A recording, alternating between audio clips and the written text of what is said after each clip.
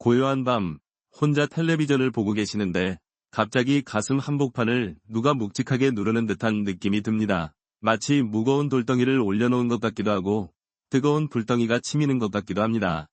숨이 턱 막히는 그 순간 수만 가지 생각이 스쳐 지나갑니다. 이게 혹시 낮에 먹은 게 체한 걸까? 아니면 그냥 나이 들어서 그런 걸까? 이 밤에 자식들 깨우기도 미안한데 바로 그 10초의 망설임, 그것이 생과 사를 가르는 첫 번째 갈림길입니다. 안녕하십니까? 40년 넘게 대학병원 내과에서 환자분들을 돌보고 지금은 여러분의 건강 멘토로 살아가고 있는 의사입니다. 많은 분들이 심장마비는 영화에서처럼 하는 비명과 함께 극적으로 쓰러지는 것이라 생각하십니다. 하지만 제가 현장에서 만난 대부분의 환자는 그렇지 않았습니다. 현실의 심장마비는 아주 조용히, 때로는 교활하게 분명한 신호를 보내며 다가옵니다. 진짜 비극은 그 신호를 우리가 설마 하는 마음으로 무시할 때 시작됩니다. 이 영상이 도움이 되셨다면 구독과 좋아요 눌러주세요. 작은 실천이 건강을 바꿀 수 있습니다. 오늘 저는 제 40년 경험을 바탕으로 생사를 가르는 그 결정적인 10초와 그 끔찍한 위기가 닥치기 며칠 혹은 몇 주 전부터 우리 몸이 필사적으로 보내는 작은 신호들에 대해 아주 자세히 이야기해 드릴 겁니다. 이 신호들만 알아채도 우리는 죽음의 문턱에서 우리 자신을 그리고 사랑하는 가족을 구해낼 수 있습니다. 제가 진료했던 74살 김영호 어르신의 사례가 떠오릅니다.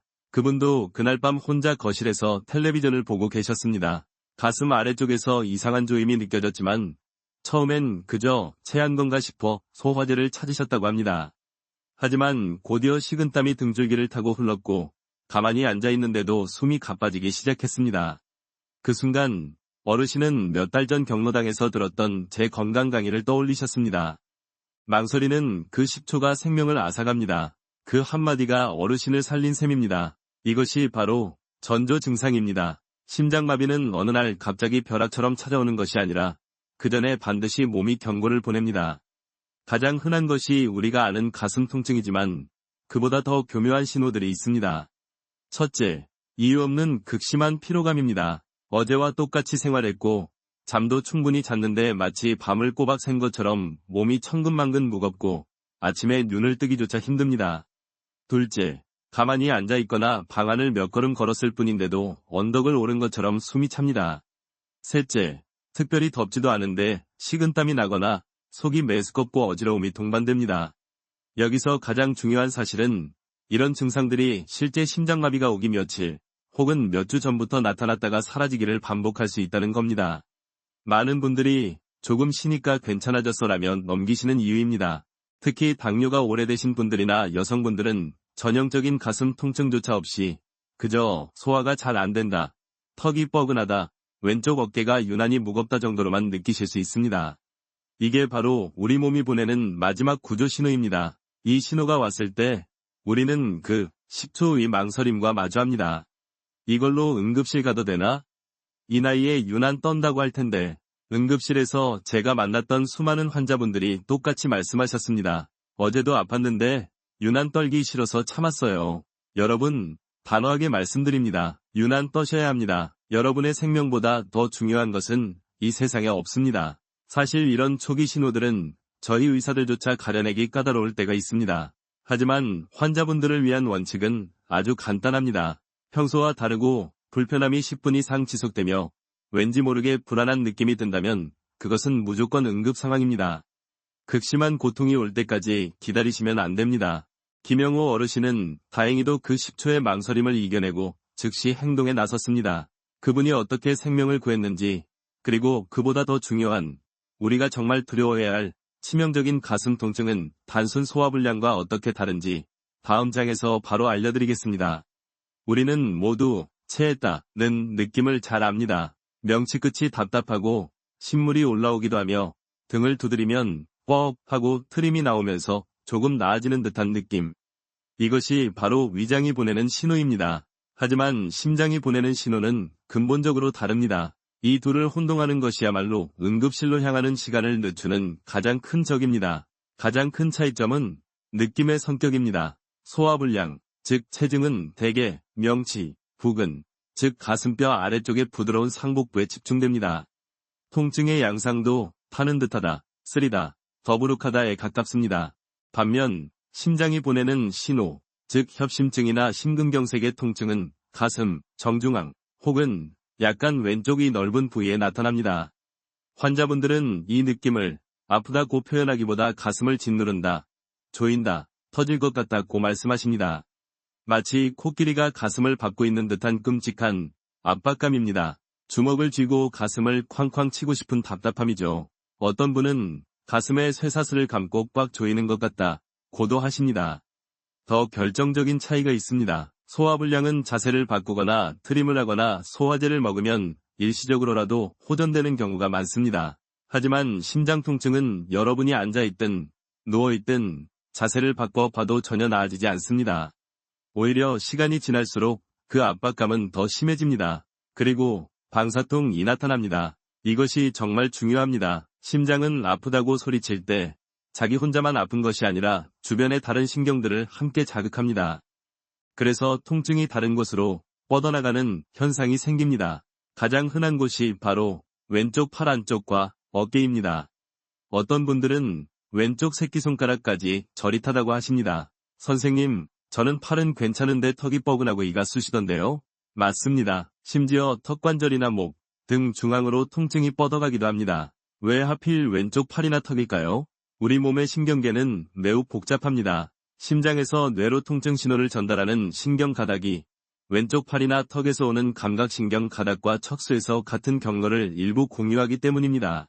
뇌는 이 신호가 심장에서 온 것인지 팔에서 온 것인지에 혼란을 겪게 되고 결국 팔이 아프다 또는 턱이 아프다고 잘못 인식하게 되는 것이죠. 이 방사통은 소화불량에서는 거의 나타나지 않는 매우 강력한 심장마비의 신호입니다. 지난해 68세의 한 남성 환자분이 응급실에 오셨습니다. 이분은 며칠 전부터 계속 왼쪽 어깨가 뻐근하고 아파서 동네 정형외과에서 물리치료를 받으셨다고 합니다. 50견인가 보다 하고 대수롭지 않게 넘기셨죠. 그러다 응급실에 오시기 몇 시간 전 가슴이 답답한 느낌과 함께 어깨 통증이 극심해졌습니다. 다행히 아드님이 아버지가 평소와 다르다며 모시고 왔고 검사 결과는 급성 심근경색이었습니다. 하마터면 어깨 치료만 받다가 골든타임을 놓칠 뻔한 아찔한 순간이었습니다. 의사들 사이에서도 이런 비전형적인 통증은 진단을 어렵게 만듭니다. 왜 어떤 사람은 전형적인 가슴 압박을, 어떤 사람은 턱 통증만을 호소하는지는 아직도 완벽히 밝혀지지 않았습니다. 다만 당뇨병을 오래 앓으셨거나 연세가 아주 많으신 분들은 신경이 둔화되어 이런 방사통이나 가슴 압박감조차 없이 그저 기운이 쭉 빠진다거나 숨이 좀 차다 정도로만 나타날 수 있어 더욱 무섭습니다. 그러니 기억하십시오. 가슴 중앙의 답답한 압박감, 그리고 그 통증이 왼쪽 팔이나 어깨, 턱으로 뻗어나간다. 이 두 가지가 동시에 나타난다면 그것은 세한 것이 아닙니다. 그것은 여러분의 심장이 터지기 직전에 보내는 마지막 구조 요청입니다. 그 신호를 받는 즉시 우리는 단 1초의 망설임도 없이 첫 번째 행동에 돌입해야 합니다. 그 첫 번째 행동이야말로 여러분의 심장 근육을 지키는 가장 중요하고도 간단한 단계입니다.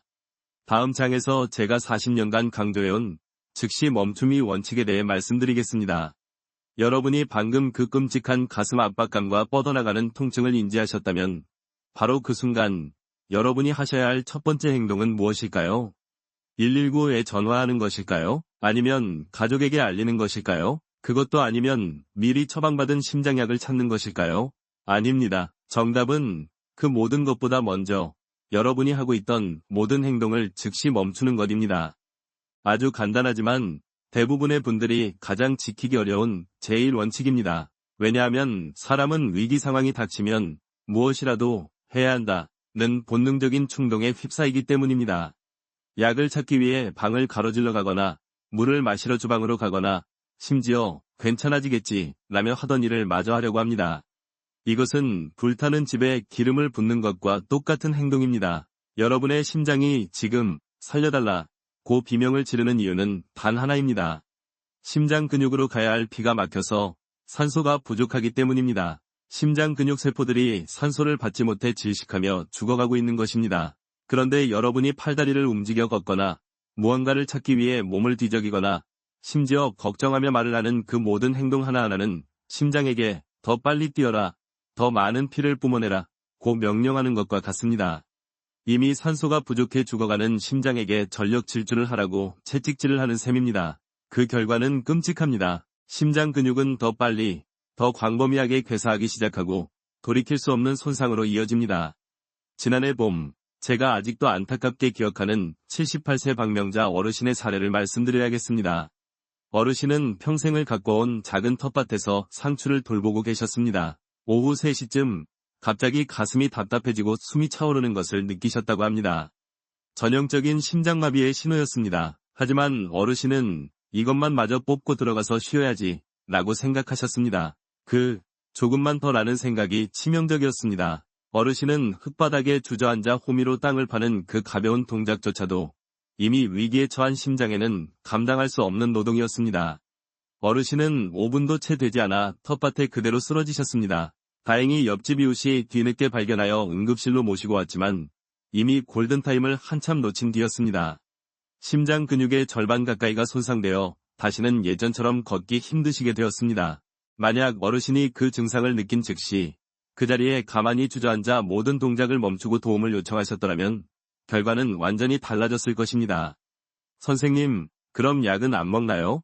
물론 드셔야 합니다. 하지만 그 약이 바로 손 닿는 곳에 있지 않다면 약을 찾으러 방을 가로지르는 행동은 절대 하시면 안 됩니다.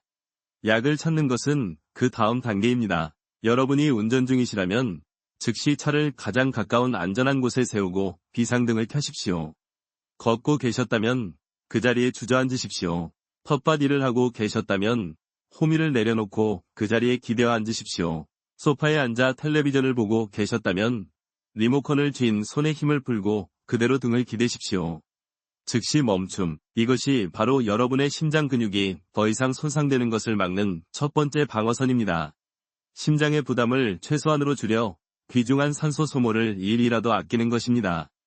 이렇게 모든 행동을 멈추고 가장 편안한 자세로 안정을 취하셨다면 이제 여러분의 생명을 구할 두 번째 행동으로 넘어가야 합니다. 이것은 제가 40년 의사생활 내내 환자분들께 집에 꼭 상비해 두시라 고 말씀드리는 세상에서 가장 싸고 강력한 응급약에 관한 이야기입니다. 다음 장에서 이 약을 어떻게 먹어야 효과가 5배 빨라지는지 그 비밀을 알려드리겠습니다. 자, 여러분이 모든 행동을 멈추고 편안히 기대앉으셨습니다. 이제 여러분의 손이 닿는 곳, 혹은 늘 비상용으로 가지고 다니시던 그 약을 꺼낼 차례입니다. 제가 40년 내내 이것만큼은 꼭 집에 두시라 고 말씀드렸던 그 약은 바로 아스피린입니다. 아마 많은 분들께서 아스피린? 그거 그냥 해열 진통제 아니야? 혹은 혈액순환제로 매일 먹고 있는 건데? 라고 생각하실 겁니다. 맞습니다. 하지만 이 평범한 약 한 알이 심장마비라는 일생일대의 위기 상황에서는 그 어떤 값비싼 약보다도 강력한 생명줄 이됩니다. 그런데 여기서 90%의 분들이 치명적인 실수를 하십니다. 증상이 나타나면 급한 마음에 아스피린 하나를 꺼내 물과 함께 꿀꺽 삼켜버리십니다. 안타깝게도 이런 응급 상황에서 이것은 거의 아무런 도움이 되지 않습니다. 여러분, 지금 이 순간 제 말을 정확히 기억하십시오. 심장마비 증상이 왔을 때 아스피린은 절대 삼키는 것이 아닙니다.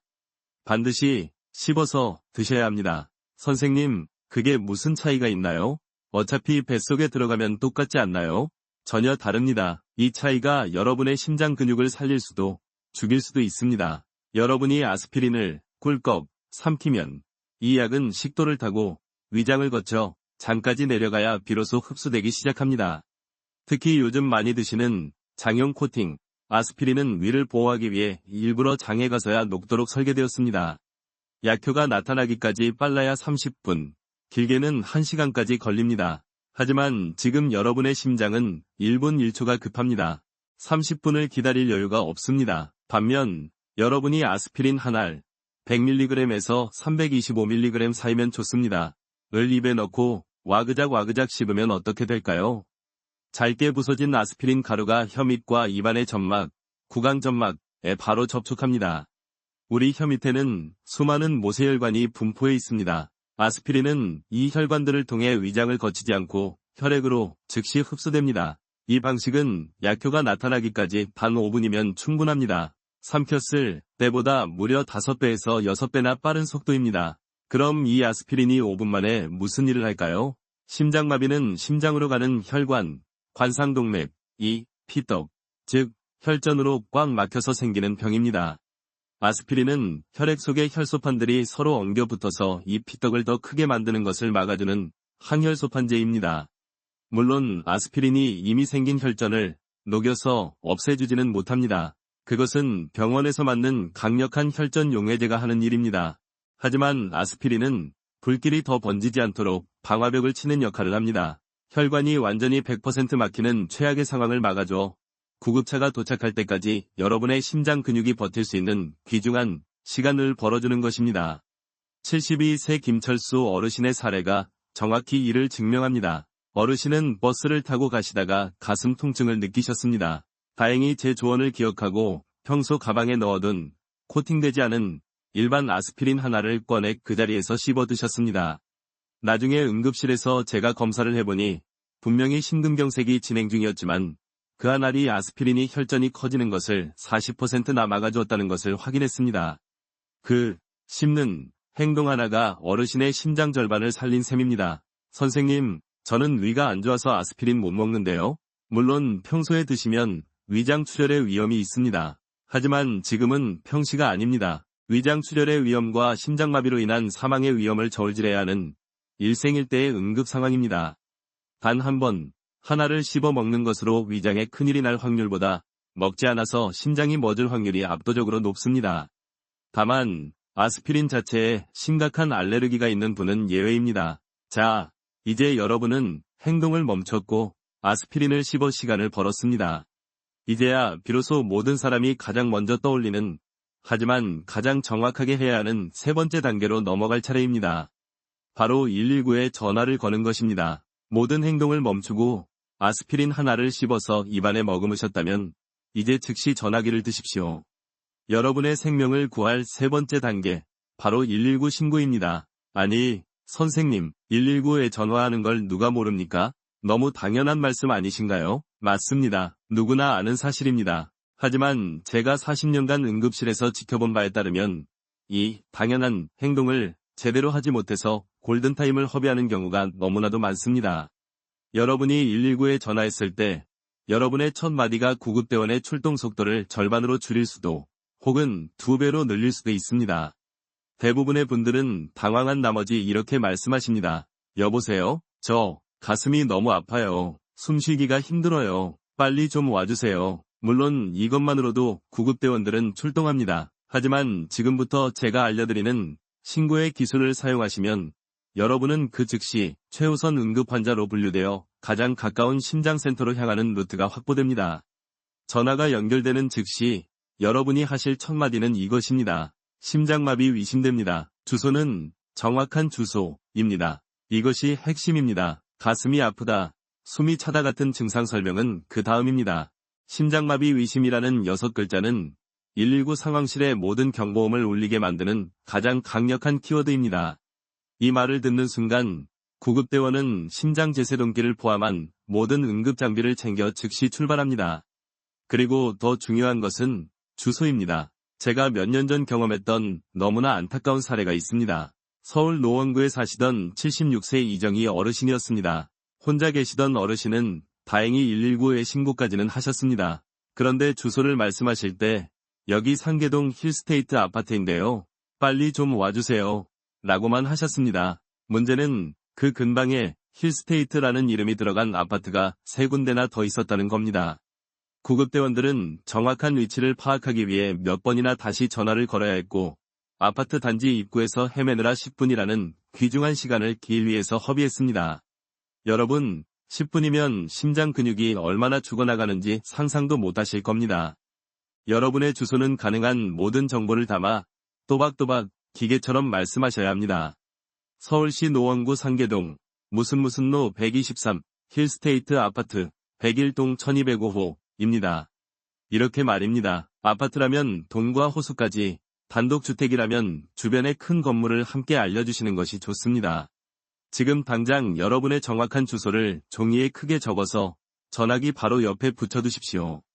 위급한 순간에는 그 간단한 숫자조차 기억나지 않을 수 있습니다. 여기서 또 하나의 치명적인 실수가 나옵니다. 119보다 자식에게 먼저 전화하는 분들입니다. 아이고, 나 죽는다. 빨리 좀 와봐라. 물론 자식 걱정되는 그 마음, 저도 부모로서 10분 이해합니다. 하지만 여러분, 절대 안 됩니다. 여러분의 자녀는 구급대원이 아닙니다. 그들은 제세동기를 가지고 있지 않고 응급처치를 할 수 없습니다.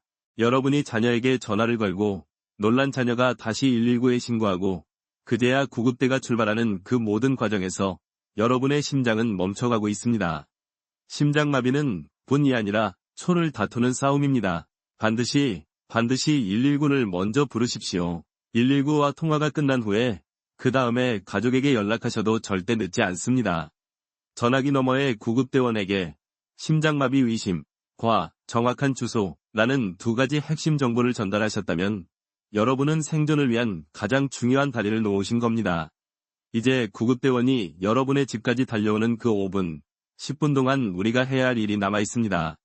다음 장에서 말씀드릴 이 행동은 119 신고만큼이나 중요하지만 환자분들의 23%가 놓치는 생명을 구하는 문 열어두기에 관한 이야기입니다. 119의 정확한 주소를 알리고 전화를 끊으셨습니다. 이제 구급대원이 여러분의 집을 향해 사이렌을 울리며 달려오고 있을 겁니다. 여러분은 생존을 위한 세 번째 단계까지 무사히 마치셨습니다. 하지만 여기서 수많은 분들이 마지막 고비를 넘지 못하고 골든타임을 놓치는 너무나 안타까운 상황이 발생합니다. 구급대원이 현관문 앞에 도착했지만 문이 잠겨있어 들어오지 못하는 것입니다. 이것이 바로 여러분의 생사를 가를 네 번째 행동, 생명의 문 열어두기입니다. 아니, 선생님, 그 와중에 현관문까지 어떻게 갑니까?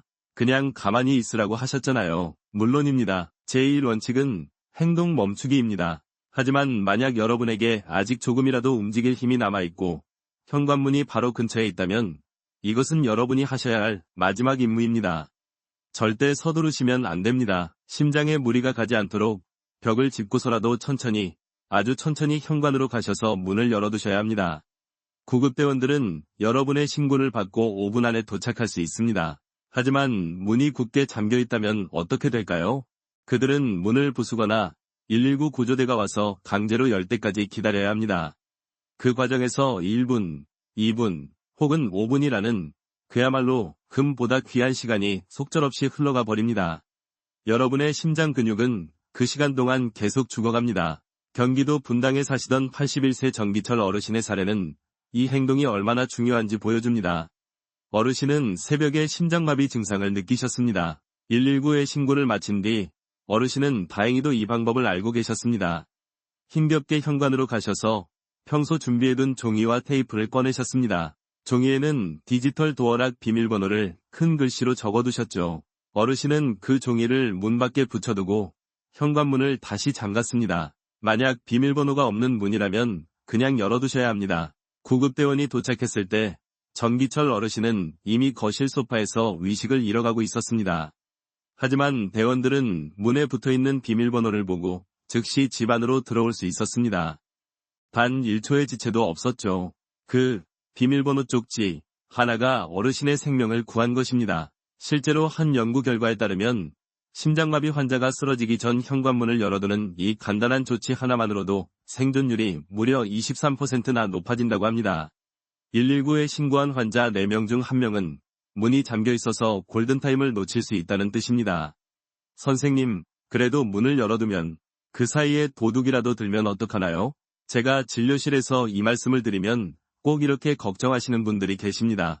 충분히 이해합니다. 하지만 여러분, 지금은 여러분의 텔레비전이나 지갑을 걱정할 때가 아닙니다. 그 짧은 5분, 10분 사이에 도둑이 들 확률과 문이 잠겨 있어서 구급대원이 들어오지 못해 생명을 잃을 확률. 둘 중 어느 것이 더 높고 치명적일까요? 답은 명백합니다. 그러니 지금 당장 종이에 여러분의 현관문 비밀번호를 크게 적으십시오. 그리고 그것을 테이프와 함께 신발장 안이나 현관 근처 잘 보이는 곳에 두십시오. 만약의 사태에 대비한 생명보험입니다. 자, 이제 여러분은 할 수 있는 모든 것을 하셨습니다. 행동을 멈췄고 아스피린을 씹었으며 119에 정확히 신고했고 생명의 문까지 열어두었습니다. 이제 남은 일은 구급대원이 도착할 때까지 단 1%라도 심장의 부담을 덜어주는 최적의 자세로 기다리는 것입니다. 다음 장에서는 많은 분들이 잘못 알고 계신 눕는 자세에 대해 말씀드리겠습니다. 똑바로 눕는 것이 왜 위험한지, 그리고 심장이 가장 편안해하는 45도의 비밀은 무엇인지 알려드리겠습니다. 자, 이제 생명을 구하기 위한 4단계까지 모두 마치셨습니다. 현관문은 열어두었고, 이제 여러분은 구급대원을 기다리기만 하면 됩니다. 남은 5분, 10분 동안 여러분이 취할 자세가 심장의 부담을 줄이고 생존율을 높이는 마지막 열쇠입니다. 가슴이 터질 것처럼 아프면 사람들은 본능적으로 누워야겠다고 생각합니다. 방이나 거실 바닥에 등을 대고 평평하게 눕는 것이 가장 편하다고 여기기 때문입니다. 하지만 심장마비의 순간만큼은 이 똑바로 눕는 자세가 오히려 독이 될 수 있습니다. 왜 그럴까요? 여러분이 평평하게 누우면 다리와 하체에 몰려있던 혈액이 중력에 의해 심장 쪽으로 한꺼번에 다시 돌아오게 됩니다. 이것을 의학 용어로 정맥 환류량이 증가한다고 말합니다. 지금 여러분의 심장은 이미 혈관이 막혀 펌프질을 하기에도 벅찬 상태입니다. 그런데 갑자기 평소보다 더 많은 양의 피가 이것도 뿜어내라 며 심장으로 밀려 들어오는 것입니다. 이것은 지쳐 쓰러지기 직전인 사람에게 쌀 한 가마니를 더 얻는 것과 같습니다. 심장의 부담은 극도로 커지고 상황은 더 빨리 악화됩니다. 뿐만 아니라 똑바로 눕게 되면 배 안의 장기들이 횡격막을 위로 밀어올리게 됩니다. 이렇게 되면 폐가 확장될 공간이 좁아져 가뜩이나 부족한 호흡이 더욱 가빠지고 힘들어집니다. 숨이 차 죽겠다는 느낌이 더 심해지는 것이죠. 그렇다면 최적의 자세는 무엇일까요? 그것은 바로 45도, 비스듬히 반쯤 기댄 자세입니다. 병원에 입원했을 때 침대 머리를 살짝 올려주는 각도를 생각하시면 됩니다. 집이라면 소파에 등을 기대시거나 벽에 베개나 쿠션을 여러 개 쌓아서 상체를 45도 정도로 세우시는 겁니다. 이 자세가 왜 심장을 편안하게 할까요? 첫째, 중력의 도움을 받아 횡격막이 아래로 내려가면서 폐가 숨쉴 공간을 확보해줍니다. 호흡이 한결 편안해지는 것을 바로 느끼실 수 있습니다. 둘째, 하체로 갔던 피가 심장으로 급격히 몰려드는 것을 막아줍니다. 심장이 감당할 수 있을 만큼의 혈액만 천천히 돌아오도록 하여 심장의 부담을 극적으로 줄여줍니다. 여기서 한 가지를 더 하시면 좋습니다. 다리를 쭉 뻗지 마시고 무릎을 살짝 구부려 세우십시오. 이렇게 하면 자세가 안정될 뿐만 아니라 혈액이 심장으로 돌아가는 속도를 조절하는 데 더욱 도움이 됩니다. 경기도 부천에 사시던 79세 최영순 어르신이 정확히 이 자세로 생명을 구하셨습니다. 심장마비가 왔을 때 어르신은 침대에 똑바로 눕지 않고 거실 소파에 쿠션을 받쳐 비스듬히 기대앉아 계셨습니다. 나중에 도착한 구급대원과 담당 의사 모두 그 자세가 심장의 부담을 줄여 급성 심부전으로 악화되는 것을 막았다고 입을 모았습니다. 실제로 심장마비 환자의 80%가 똑바로 누웠을 때보다 이렇게 상체를 45도로 세우고 비스듬히 기댄 자세에서 가슴 통증과 호흡 곤란이 감소했다는 연구 결과도 있습니다. 이제 여러분은 가장 안정적인 자세를 취하셨습니다. 심장의 부담을 덜었고 호흡도 조금 편안해졌습니다. 이제 정말 마지막으로 구급대원이 오기 전에 여러분이 해야 할 연락이 하나 남아 있습니다. 하지만 이것은 절대 전화기를 드는 것이 아닙니다. 다음 장에서는 왜 이 상황에서 전화통화가 위험한지, 그리고 여러분의 에너지를 아껴줄 가장 안전한 연락 방법인 문자 메시지에 대해 말씀드리겠습니다. 여러분은 지금 구급대원을 기다리며 심장에 가장 무리가 가지 않는 45도 자세로 편안히 기대어 계십니다. 119 신고도 마쳤고 현관문도 열어두었습니다. 이제야 비로소 가족들에게 이 상황을 알릴 차례입니다. 이때 대부분의 분들이 또다시 본능적으로 전화기를 들어 자녀의 번호를 누릅니다. 여보, 나야, 나 지금 가슴이 너무 아파. 119 불렀어. 빨리 좀 와줘. 물론 가족에게 알려야 합니다. 하지만 저는 40년 경력의 의사로서 단호하게 말씀드립니다. 이 위급한 순간에 전화통화는 여러분의 심장에 독이 될 수 있습니다. 이것이 바로 제가 미국 하버드 의대에서 연수할 때 배운, 그리고 많은 의사들조차 환자분들께 미처 강조하지 못하는 6번째 생존 법칙입니다. 왜 전화통화가 위험할까요? 여러분은 지금 산소가 절실하게 부족한 심장을 붙들고 사투를 벌이고 있습니다. 그런데 말을 한다는 행위는 생각보다 엄청난 에너지를 소모하는 일입니다. 말을 하기 위해선 폐에서 숨을 끌어모아 성대를 울려야 하고 그 과정에서 자신도 모르게 흥분하게 됩니다. 혈압이 오르고 심장 박동이 빨라집니다. 괜찮아? 라고 묻는 가족의 걱정 어린 목소리를 들으면 안심이 되기는커녕 오히려 감정이 격해져 나 정말 죽는 건가 봐 라며 울부짖게 될 수도 있습니다. 이 모든 감정의 동요와 말하는 행위 자체가 산소가 부족한 심장에게 더 빨리 일하라 고 재촉하는 것과 같습니다. 인천 연수구에 사시던 77세 박정철 어르신의 안타까운 사례가 있습니다. 어르신은 심장마비 증상이 왔을 때 아들에게 전화를 걸어 상황을 설명하셨습니다. 하지만 놀란 아들과 1분이 넘게 통화를 이어가시다가 그만 에너지가 모두 소진되어 전화기를 든 채로 의식을 잃으셨습니다. 구급대원이 도착했을 때 그 짧은 통화가 어르신의 상태를 급격히 악화시켰다는 것을 알 수 있었습니다. 그렇다면 어떻게 연락해야 할까요? 정답은 문자 메시지 혹은 카카오톡입니다. 통화와 문자는 하늘과 땅 차이입니다. 문자를 보내는 데는 거의 에너지가 들지 않습니다. 숨을 참을 필요도 감정을 소모할 필요도 없습니다. 서울 송파구의 75세 이명자 어르신은 현명하셨습니다. 어르신은 심장마비 증상이 오자마자 119에 신고하고 문을 열어둔 뒤 소파에 기대앉아 딸에게 정확히 이 한 문장을 보냈습니다. 가슴 아파 119 불렀어. 현관문 열어뒀어. 더도 말고 덜도 말고 이게 정답입니다. 이 짧은 문자 한 통에는 무슨 일이 생겼는지, 가슴 통증, 어떻게 대처했는지, 119 신고, 그리고 가족이 와서 무엇을 해야 하는지, 문 열어둠에 대한 모든 핵심 정보가 담겨 있습니다. 이 문자를 받은 딸은 당황하지 않고 즉시 병원으로 올 준비를 할 수 있었고, 이명자 어르신은 그 사이 귀중한 에너지를 아끼며 안정적으로 구급대원을 기다릴 수 있었습니다. 여러분, 지금 당장 휴대폰을 여십시오. 그리고 여러분의 자녀, 배우자, 혹은 가장 가까운 이웃에게 보낼 이 생명의 문자를 미리 작성해서 메시지 예약이나 자주 쓰는 문구에 저장해 두십시오. 더 좋은 방법이 있습니다. 요즘 스마트폰에는 긴급 SOS 기능이라는 것이 있습니다. 전원 버튼이나 특정 버튼을 3번 혹은 5번만 누르면 자동으로 119와 여러분이 지정한 긴급 연락처로 내가 위급 상황이다 라는 메시지와 현재 위치가 전송됩니다. 지금 당장 자녀분들에게 부탁해서 이 기능을 활성화해 두십시오. 자, 이제 여러분은 할 수 있는 모든 외부적인 조치를 마쳤습니다. 119 가오고 있습니다. 가족에게도 알렸습니다. 이제 남은 것은 단 하나. 구급대원이 도착할 때까지 내 심장이 버틸 수 있도록 내 몸 안에서 할 수 있는 마지막 조치를 취하는 것입니다. 다음 장에서는 여러분의 심장 근육에 산소를 최대치로 불어넣어줄 가장 간단하고도 강력한 4초에서 6초 호흡법을 알려드리겠습니다. 여러분은 지금 119를 기다리며 생존을 위한 모든 외부 조치를 마친 상태입니다. 이제 남은 것은 여러분의 의지로 할 수 있는 마지막이자 어쩌면 가장 중요한 내부의 싸움입니다. 이 순간 여러분을 가장 위협하는 것은 통증 그 자체만이 아닙니다. 바로 공포와 패닉입니다. 이러다 정말 죽는 걸까? 구급차는 왜 이렇게 안 오지? 이제 끝인가? 하는 생각이 꼬리를 물고 밀려옵니다. 이 공포심은 즉각적으로 우리 몸의 교감신경을 자극합니다. 교감신경은 우리 몸의 비상벨과 같습니다. 위험을 감지하면 심장을 미친 듯이 뛰게 만들고 호흡을 얕고 가쁘게 몰아쉬게 합니다.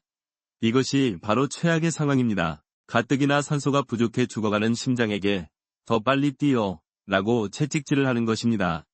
얕고 가쁜 숨, 과호흡, 폐에 산소를 제대로 전달하지도 못하면서 그저 귀중한 에너지만 소모시킬 뿐입니다. 이 비상벨을 끌 수 있는 유일한 스위치가 바로 여러분의 호흡입니다. 이것이 여러분의 생명을 구할 7단계 생존법의 마지막 단계, 바로 4초 들이마시고 6초 내쉬는 호흡법입니다.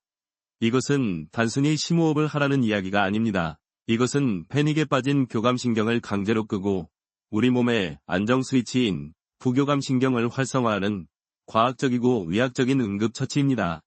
왜 하필 4초 들이마시고 6초 내쉬기일까요? 핵심은 내쉬는 숨을 들이마시는 숨보다 길게 하는 데 있습니다. 우리 몸의 부교감신경은 숨을 길게 호하고 내쉴 때 가장 강력하게 활성화됩니다. 이렇게 하면 미친 듯이 뛰던 심장박동이 서서히 안정되기 시작하고 혈압도 내려갑니다. 부산에 사시던 80세 최병철 어르신이 이 호흡법으로 위기를 넘기셨습니다. 어르신은 심장마비 증상이 왔을 때 다른 것은 아무 생각도 나지 않고 오직 제가 알려드린 이 숫자만 떠올랐다고 하셨습니다. 하나, 둘, 셋, 넷, 흡, 하나, 둘, 셋, 넷, 다섯, 여섯.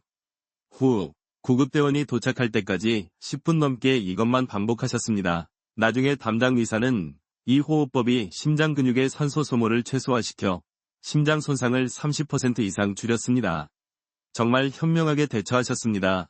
라고 말했습니다. 이 호흡은 단순히 마음을 안정시키는 것 이상의 역할을 합니다. 첫째, 4초간 코로 깊게 숨을 들이마시면 얕은 숨으로는 도달하지 못했던 폐의 가장 깊은 곳, 폐포까지 산소를 가득 채울 수 있습니다. 산소 공급의 효율이 극대화되는 것입니다. 둘째, 6초간 입으로 길게 숨을 내뱉으면 폐 속에 쌓여있던 이산화탄소 찌꺼기를 완전히 비워내게 됩니다. 그래야 다음번에 더 신선하고 깨끗한 산소를 받아들일 공간이 생깁니다. 지금 저를 따라 한번 해보시겠습니다. 이 호흡법은 연습해두지 않으면 위기의 순간에 절대 나오지 않습니다. 가장 편안한 45도 자세로 기대앉아 눈을 감으십시오. 먼저 코로 4초간 천천히 깊게 배가 불러온다는 느낌으로 숨을 들이마십니다. 하나, 둘, 셋, 넷. 이제 입을 오므리고 6초간 아주 천천히 길게 촛불을 불어끈다는 느낌으로 내쉽니다. 후 하나, 둘, 셋, 넷, 다섯, 여섯. 이것을 반복하는 겁니다. 이 호흡법의 또 다른 위력은 정신을 붙들어준다는 것입니다. 극심한 통증과 공포 속에서 하나, 둘, 셋, 넷 하고 숫자를 세는 행위는 여러분의 의식이 공포의 소용돌이에 휩쓸려가지 않도록 붙들어주는 닷이 됩니다. 나는 죽는다. 는 생각에서 나는 숨을 쉰다. 는 현재의 행동으로 초점을 강제로 이동시킵니다. 자, 이제 여러분은 7단계 생존법을 모두 완성하셨습니다.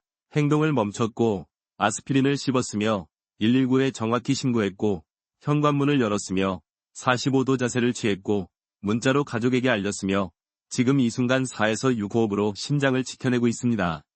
여러분은 생존을 위한 완벽한 성을 쌓으신 겁니다. 이제 마지막으로 제가 40년간 의사생활을 하며 가장 마음이 쓰였던 혼자 사시는 어르신들을 위한 특별한 준비에 대해 말씀드리고자 합니다. 이분들은 이 7단계에 더해 반드시 미리 준비해 두셔야 할 것들이 있습니다. 지금까지 말씀드린 7단계 생존법은 위기가 닥쳤을 때 누구나 해야 하는 행동입니다. 하지만 오늘 저는 이 영상을 보고 계실 혼자 사시는 어르신들께 특별히 그리고 조금 더 간곡하게 당부의 말씀을 드려야겠습니다. 제가 40년간 환자분들을 뵈면서 가장 마음이 쓰였던 분들이 바로 혼자 계시다가 응급 상황을 맞닥뜨린 분들입니다. 곁에 아무도 없다는 공포는 가슴의 통증보다 더 무섭게 사람의 의지를 꺾어버리곤 합니다. 내가 여기서 쓰러지면 아무도 모르겠지 하는 절망감이 모든 것을 포기하게 만듭니다. 그렇기 때문에 혼자 사시는 어르신들에게 준비는 선택이 아니라 의무입니다. 그것은 여러분 자신을 지키는 최소한의 그리고 가장 강력한 방어막입니다. 오늘 저는 여러분이 당장 실천하셔야 할 4가지 생명의 준비에 대해 말씀드릴 겁니다. 이것만 해두셔도 여러분은 119 구급대원이 도착할 때까지 버틸 힘을 얻으실 수 있습니다. 첫째, 생명의 문을 미리 준비해 두십시오. 아까 6장에서 문을 열어두라 고 말씀드렸죠. 하지만 혼자 계실 때는 이 준비가 더 철저해야 합니다. 서울 노원구에 사시는 77세 최영자 할머니는 정말 현명한 분이셨습니다. 이분은 현관문 바로 옆 신발장 위에 빨간색 응급 봉투를 테이프로 붙여두셨습니다. 그 봉투 겉면에는 응급 상황 시 도어락 비밀번호라고 크게 쓰여 있었죠. 실제로 할머니가 쓰러지셨을 때 이웃의 신고로 출동한 구급대원들이 그 봉투 덕분에 단 1초의 망설임 없이 집으로 들어올 수 있었습니다. 여러분도 지금 당장 비밀번호를 적은 쪽지를 봉투에 넣어 현관 어딘가에 붙여두십시오. 둘째, 여러분의 휴대폰을 생명줄로 만드십시오. 요즘 스마트폰에는 긴급 SOS 기능이 다 있습니다. 자녀분들에게 꼭 부탁해서 설정해달라고 하십시오. 전원 버튼을 빠르게 5번만 누르면 자동으로 119와 지정된 보호자에게 여러분의 위치와 응급 메시지가 전송됩니다. 82세 김정수 어르신은 이 기능 덕분에 생명을 구하셨습니다. 또 스마트폰의 잠금 화면에 여러분의 위료 정보를 적어두는 기능이 있습니다. 본인 혈액형 O형, 고혈압 약 복용 중, 페니실린 알레르기 있음, 보호자 아들 55, 전화번호, 여러분이 의식이 없을 때 구급대원에게 이 정보는 수천 마디 말보다 더 중요합니다. 셋째, 집안 곳곳에 비상용 아스피린을 비치하십시오. 제가 사장에서 아스피린을 씹으라고 말씀드렸죠. 하지만 그 아스피린이 저 멀리 주방 서랍에 있다면 그곳까지 가는 것 자체가 심장의 무리입니다. 심장이 위험할 때 움직임은 독입니다. 침실 머리맡, 거실 탁자 위, 그리고 특히 화장실 선반 위에 각각 작은 약통에 아스피린 서너 알을 넣어 비치해 두십시오. 언제 어디서 쓰러지시든 손만 뻗으면 닿는 곳에 아스피린이 있어야 합니다. 넷째, 그리고 이것이 제가 40년 경력으로 가장 강조하는 냉장고 응급키트입니다. 왜 하필 냉장고일까요? 집안에서 불이 나거나 사람이 쓰러졌을 때 구급대원이나 경찰이 본능적으로 가장 먼저 열어보는 곳이 바로 냉장고이기 때문입니다.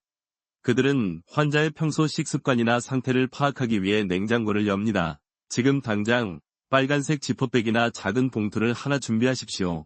그 안에 3가지를 넣습니다. 비상용 아스피린 몇 알, 여러분이 복용 중인 약 목록, 지병, 알레르기 정보, 주치의 연락처, 가족 비상연락망을 적은 카드. 그리고 오늘 제가 알려드린 7단계 생존법을 요약해서 적은 메모지. 2. 냉장고 응급키트를 냉장고 문 앞, 가장 눈에 잘 띄는 곳에 자석으로 붙여두십시오. 대구에 사시던 76세 박수님 할머니가 이 키트 덕분에 사셨습니다. 할머니가 거실에 쓰러지신 것을 방문 요양보호사가 발견했습니다. 경황이 없는 와중에 요양보호사는 물이라도 찾으려고 냉장고를 열었다가 그 빨간 봉투를 발견했습니다. 봉투 안에 메모를 보고 즉시 아스피린을 할머니 입에 넣어 씹게 하고 119에 신고 후 문을 열어두는 등 침착하게 모든 조치를 해냈습니다. 의사들은 이 초기 대응이 할머니의 생명을 구했다고 단언했습니다. 이 4가지 준비는 귀찮은 일이 아닙니다. 이것은 혼자 사는 여러분이 자신에게 해줄 수 있는 가장 큰 사랑이자 가장 확실한 안전장치입니다. 이렇게 만반의 준비를 마친 분이라도 절대로 해서는 안 되는 치명적인 실수가 하나 남아 있습니다. 바로 내가 직접 병원에 가야겠다고 생각하는 것입니다. 지금까지 10단계에 걸쳐 생존을 위한 모든 준비를 마쳤습니다. 그런데 여러분, 이 모든 노력을 단 한순간에 잘못된 판단으로 물거품으로 만드는 정말이지 치명적인 실수가 하나 남아 있습니다. 그것은 바로 내가 직접 병원에 가야겠다는 생각입니다. 가슴이 아파오면 119를 기다리는 그 5분, 10분이 마치 1시간처럼 길게 느껴집니다. 이러다 늦겠다, 병원 응급실이 바로 저긴데 내가 운전해서 가는 게 빠르겠다는 조급함이 여러분을 사로잡습니다. 이것은 문자 그대로 목숨을 건 도박이며 제가 40년간 본 가장 어리석고도 비극적인 선택입니다. 제 45년 경력 중 가장 가슴 아픈 기억 중 하나가 서울 강남에 사시던 75세 정태영 할아버지의 사례입니다. 할아버지는 평생 자수성가하신 아주 강인하고 추진력이 강한 분이셨습니다. 가슴 통증이 시작되었을 때 그분은 119를 부르는 대신 병원에 빨리 가야 한다는 생각 하나만으로 직접 차 열쇠를 들고 지하 주차장으로 향했습니다. 결과는 참혹했습니다. 할아버지는 아파트 주차장을 빠져나오기도 전에 운전대 위에서 의식을 잃고 벽을 들이받으셨습니다. 안타깝게도 구급대원이 도착했을 때 할아버지는 이미 심정지 상태였고 소중한 생명을 도로 위에서 잃고 마셨습니다. 반면 대구에 사시는 81세 김명자 할머니는 정반대의 선택을 하셨습니다. 할머니 역시 혼자 계실 때 가슴 압박을 느꼈지만 움직이지 말라는 제 조언을 똑똑히 기억하고 계셨습니다. 할머니는 119에 신고한 뒤 가장 편안한 안락의자에 비스듬히 기대앉아 4에서 6 호흡법을 반복하며 조용히 도움을 기다렸습니다. 그 기다림 의 자세 하나가 증상이 치명적인 심정지로 악화되는 것을 막았습니다. 선생님, 병원이 정말 코앞에 있습니다. 걸어서 5분이면 가는데 그것도 안 되나요? 절대 안 됩니다. 단호하게 말씀드립니다. 절대 안 됩니다. 여러분이 걷는다는 행동은 여러분의 심장에게는 전력 질주를 하라는 명령과 같습니다. 이미 산소가 부족해 허덕이는 심장에 다리 근육까지 산소를 달라고 아우성치는 격입니다. 걷거나 운전하는 그 모든 행동은 심장에 엄청난 부담을 주어 혈전으로 겨우 버티던 혈관이 완전히 꽉 막히게 만들 수 있습니다. 아무리 가까운 병원이라도 직접 가시려 하지 마시고 그 자리에서 119를 부르십시오. 심지어 집안에서 방을 옮기는 것조차 위험합니다. 대전에 사시는 79세 박영수 할아버지는 화장실에서 증상이 나타났습니다. 그런데 하필이면 왜 이런 곳에서 하는 창피한 생각에 안방 침대로 가려고 무리해서 일어나시다가 그만 복도에서 쓰러지셨습니다. 차라리 그 자리에 가만히 앉거나 누워 119를 불렀다면 훨씬 안전했을 겁니다. 부디 기억하십시오. 심장마비가 의심될 때 움직임은 독입니다. 안정만이 생명을 구합니다. 여러분, 오늘 우리는 생사를 가르는 10초의 순간부터 7단계의 생존법, 그리고 혼자 사는 분들을 위한 4가지 준비, 마지막으로 절대 해서는 안 될 치명적인 실수까지 생존을 위한 모든 과정을 함께 짚어보았습니다. 이제 이 모든 내용을 가슴에 새기고 우리의 삶을 되돌아보는 마지막 이야기를 나누려 합니다. 심장마비, 그 이름만 들어도 가슴이 철렁 내려앉습니다. 특히 혼자 있을 때 찾아온다면 그것은 이 세상 그 어떤 고독보다도 더 무섭고 절망스럽게 느껴질 수 있습니다. 내가 이대로 여기서 쓰러지면 아무도 모르겠지 하는 그 공포감은 가슴의 통증보다 더 우리를 무력하게 만듭니다. 하지만 오늘 이 긴 이야기를 저와 함께 끝까지 들어주신 여러분은 이제 더 이상 혼자가 아닙니다. 여러분은 이 무서운 적과 정면으로 맞서 싸울 수 있는 검증된 7가지의 강력한 무기를 손에 쥐셨습니다. 우리의 생명을 구할 그 7가지 약속을 다시 한번 가슴 깊이 새겨보겠습니다. 첫째, 모든 행동을 즉시 멈추기. 둘째, 아스피린 한 알 씹어 먹기. 셋째, 정확한 주소로 119에 신고하기. 넷째, 구급대원을 위해 문 열어두기. 다섯째, 심장이 가장 편안한 45도 자세 취하기. 여섯째, 에너지를 아끼며 문자로 연락하기. 그리고 마지막 7째, 패닉을 잠재우는 4에서 6호흡법입니다.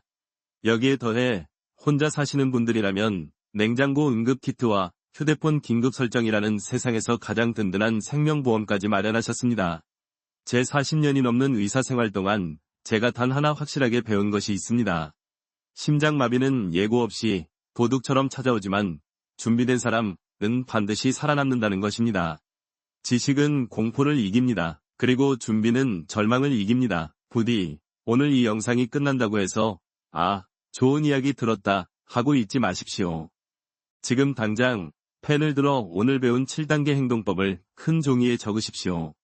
그리고 그것을 여러분의 냉장고 문 가장 잘 보이는 곳에 붙여두십시오. 오늘 저녁 가족들과 함께 만약 이런 일이 생기면 우리는 이렇게 하자 고 딱 한 번만이라도 연습해 보십시오. 이 작은 실천, 이 사소해 보이는 준비가 언젠가 여러분의 귀중한 생명을 혹은 여러분이 세상에서 가장 사랑하는 가족의 생명을 구할 수 있습니다.